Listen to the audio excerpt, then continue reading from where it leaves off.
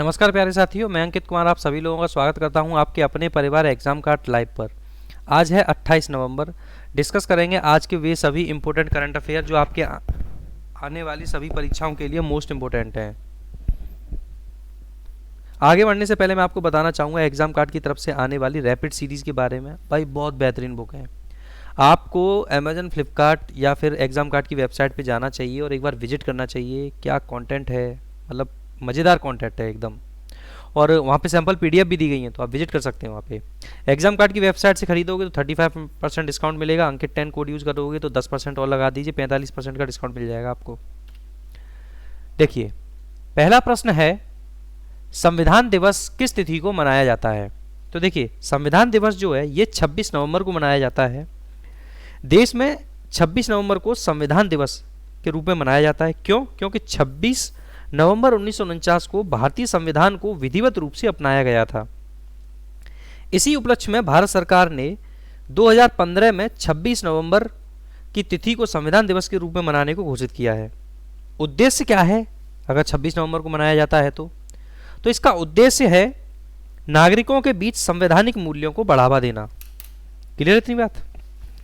देखिए, आगे क्या प्रश्न है आपके लिए कि हाल ही में भारत के किस शहर में रेडकॉन 2022 सम्मेलन का आयोजन किया गया है?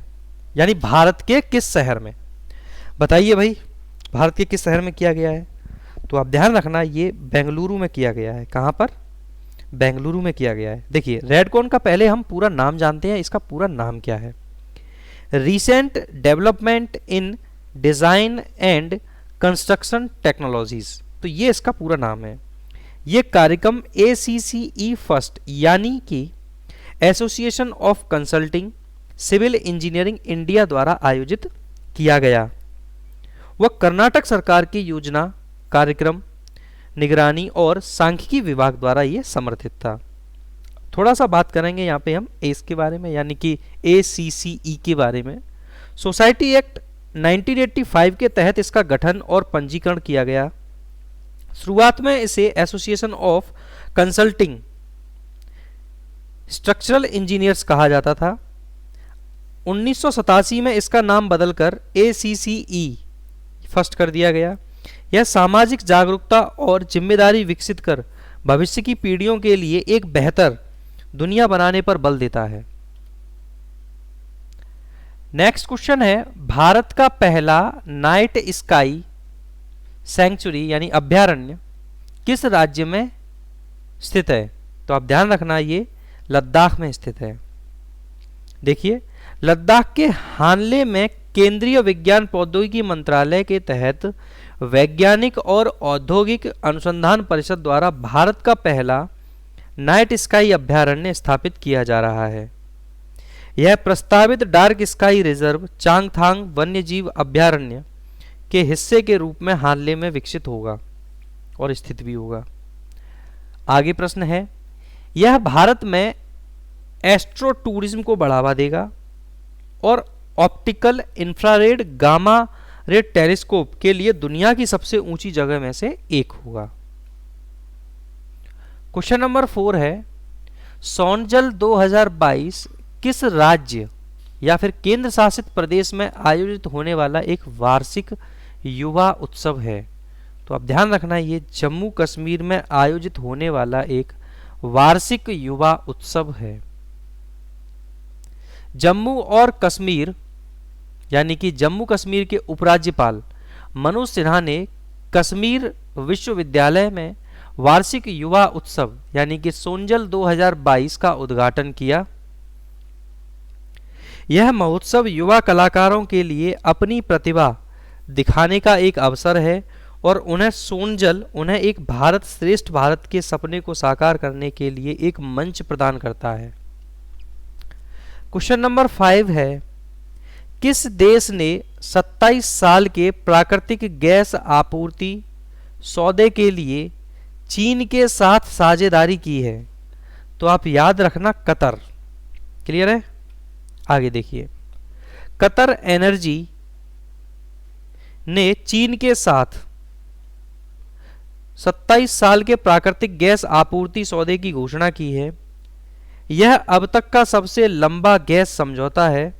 सरकारी ऊर्जा कंपनी अपनी नई नॉर्थ फील्ड ईस्ट परियोजना से, यानी कि China petroleum and chemical corporation, यानी कि स्नोपेक जिसे बोलते हैं, को सालाना 4 मिलियन टन तरलीकृत प्राकृतिक गैस भेजेगी इसके तहत। क्लियर है। क्वेश्चन नंबर 6 है, ओईसीडी ने हाल ही में वित्तीय वर्ष यानी कि फाइनेंशियल ईयर 2023 के लिए भारत के जीडीपी पूर्वानुमान को घटाकर कितने प्रतिशत कर दिया है? तो आप ध्यान रखना, इसको 6.5% कर दिया है। देखिए यहीं पे मैंने इसके बारे में थोड़ा सा डेटा लिया है। जैसे इसकी स्टेब्लिशमेंट जो हुई तो वो 1961 में होती है और इसका मुख्यालय जो है वो फ्रांस पेरिस में है। मेंबरशिप 35 कंट्रीज, बजट इसका यूरो में दिया हुआ है 370। सेक्रेटरी जनरल कौन है इसके? तो एंजेल गुरिया हैं। स्टाफ इतने का है यानी कि 2500 लोगों का लगभग। क्लियर है। ये इसके मेंबर कंट्री हैं जहाँ तक है। देखिए आर्थिक सहयोग और विकास संगठन यानी कि ओईसीडी ने हाल ही में अपनी नवीनतम आर्थिक दृष्टिकोण रिपोर्ट में चालू वित्तीय ईयर यानी कि फाइनेंशियल ईयर 2023 के लिए भारत के सकल घरेलू उत्पाद के पूर्वानुमान को 6% 9 से घटाकर 6% 6 कर दिया है। 6.6%, तो लगभग वो 6.5 और वो अप्रोक्स में ही रहेगा। ठीक है, तो आप उसके लिए आप कंफ्यूज मत होना। Either that will be 6.5 in option और 6.6। Got it. नाउ आगे प्रश्न है, आर्थिक सहयोग और विकास संगठन की जो स्थापना है ये 1961 में पेरिस फ्रांस में इसका मुख्यालय है, as I told you later. नवंबर 2022 में यूरोपीय संघ की संसद ने किस देश को आतंकवाद प्रायोजक देश घोषित किया है? तो आप ध्यान रखना, रसिया को। दरअसल रसिया और यूक्रेन के बीच में जो ये हालात रहे हैं अभी, तो यूरोपियन कंट्री जो है वो रसिया के खिलाफ भी हो गए। तो इस तरीके का डिसीजन लेना आपके लिए कोई आश्चर्य वाली बात भी नहीं होनी चाहिए। क्लियर है। तो ये as I explain about it. Now अब आपके सामने क्वेश्चन है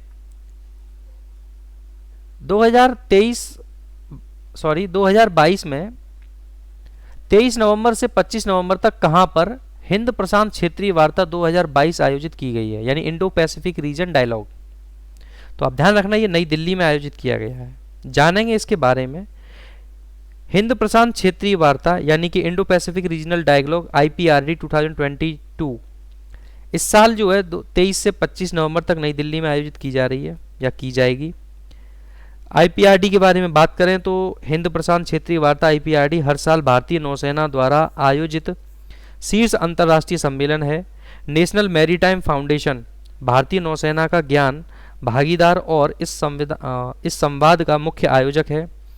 पहले 2 संस्करण क्रमशः 2018-2019 में नई दिल्ली में आयोजित किए गए थे। IPRD 2020 के लिए संस्करण को कोविड-19 महामारी चढ़ रद्द किया गया था। तीसरा संस्करण जो है इसका 2021 में वर्चुअल मोड में आयोजित किया गया था। इस वार्षिक संवाद का जो उद्देश्य है वो हिंद प्रशांत क्षेत्र में उभरने वाले अवसरों को यानी अवसरों और चुनौतियों का आकलन करना है। यह भारत जो है प्रशांत के समुद्री क्षेत्र को प्रभावित करने वाले भू राजनीतिक विकास से संबंधित विषयों पर चर्चा करने के लिए साझा मंच प्रदान करता है। क्वेश्चन नंबर 9 है, उड़ीसा में कुटिया कौंद जनजाति का कौन सा अनाज या इसने कौन सा अनाज फिर से इसका जो मुख्य धारा में आ गया है? तो देखिए बाजरा। अभी आपको पता होगा, मैंने कुछ दिन पहले बताया था कि बाजरा दिवस किस राज्य ने मनाया है, तो आप ध्यान रखना वो उड़ीसा ने मनाया था। तो उड़ीसा में कुटिया कौंद जनजाति के कारण मोटा अनाज बाजरा फिर से मुख्य धारा में आ गया है। इसका श्रेय मुख्य रूप से कुटिया कौंद जनजाति को ही जाता है। पारंपरिक रूप से त्योहार बुरलांग यात्रा को भी आयोजित किया जाता है। बुरलांग यात्रा कुटिया कौंद जनजाति का एक वार्षिक पारंपरिक आदिवासी त्योहार है।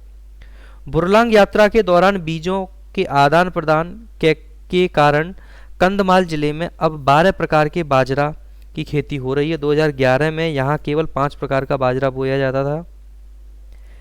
उड़ीसा के कंधमाल जिले में मुख्यतः पाई जाने वाली कुटिया कौंद जनजाति खोंड या कौंद जनजाति की एक उप जनजाति है। ओडिशा राज्य की पहाड़ियों और जंगलों में निवास करने वाली कुटिया कौन जनजाति को पोडू झूम खेती के लिए भी जाना जाता है। क्वेश्चन नंबर 10 है आपके सामने, जिसमें आपसे बात की गई है हाल ही में मोहनजोदड़ो की जो खोज है इसको हुए कितने वर्ष पूरे हो गए हैं। तो आप ध्यान रखना पूरे 100 वर्ष, क्योंकि 1922 में इसकी जो खोज है वो राखलदास बनर्जी के द्वारा की गई थी। ठीक है, 100 साल इसको पूरे हुए हैं अभी। मोहनजोदड़ो का अर्थ होता है मृतकों का टीला। सिंधु नदी के किनारे स्थित मोहनजोदड़ो जो है पाकिस्तान के सिंध प्रांत में स्थित है आज भी। मोहनजोदड़ो से खुदाई में मिला सामान है जैसे कि डांसिंग गर्ल, प्रतिमा पशु, एक प्रतिमा मिली है पशुपति की, मुहर मिली है, अन्नाग्रह मिला है। और 1980 में पाकिस्तान की तरफ से यूनेस्को विश्व विरासत स्थल में इसको भी शामिल भी किया गया है। अगर आप इन क्वेश्चंस को हार्ड कॉपी के फॉर्म में पढ़ना चाहते हैं तो हमारी मैगजीन आती है जो आपके नियर बाई बुक स्टोर के पास में मिलती है, तो आप वहाँ से इसको परचेज कर सकते हैं या फिर एग्जाम कार्ड की वेबसाइट से भी परचेज कर सकते हैं। तो आप पढ़ते रहिए और अपने छोटे मोटे टारगेट बनाते रहा करिए दिन में। जैसे आपका पूरा दिन होता है एक, तो पूरे दिन के कुछ टारगेट डिसाइड किया करो, उन टारगेट को फिर पूरा अचीव करने के लिए अपनी जी जान लगा दिया करो। उससे क्या होगा कि आपको जब आप शाम को पूरा आपका दिन खत्म होगा तो आपको एक सेल्फ सेटिस्फेक्शन भी मिलेगा कि हाँ आज आपने कुछ किया है। आपकी लाइफ जो है वो एक डिसिप्लिन्ड वे में भी आगे बढ़ेगी, जो आपके जीवन को नो डाउट आपके भविष्य को उज्जवल करेगी। तो ये बहुत सारी चीज़ें हैं जो आप लोगों के लिए मायने रखती हैं और जो ज़रूरी हैं। मैं इसी तरीके से आप लोगों के साथ डिस्कस करता रहता हूँ इंपॉर्टेंट करंट अफेयर, तो आप मेरे साथ डेली जुड़ना ना भूलें। और आप लोगों के लिए एक नया इनिशिएटिव मैंने ले ही लिया है, मैं 12 से 1 डेली आपको यानी पर डे लाइव मिलता हूँ, और इस लाइव क्लास में मैं आपको मोस्ट इम्पोर्टेंट करंट अफेयर कराता हूँ। करंट अफेयर भी होते हैं प्लस जीके के क्वेश्चन होते हैं, जीएस के भी क्वेश्चन होते हैं। तो जो लोग एसएससी जीडी की प्रिपरेशन कर रहे हैं उन लोगों के लिए तो ये बहुत बेहतरीन चीज़ है भाई। तो कोई भी जुड़ना नहीं भूलेगा मुझसे डेली दोपहर 12 बजे। तो ये थे आज के करंट अफेयर, मुलाकात करेंगे आपसे कल की वीडियो में। तब तक के लिए थैंक यू वेरी मच।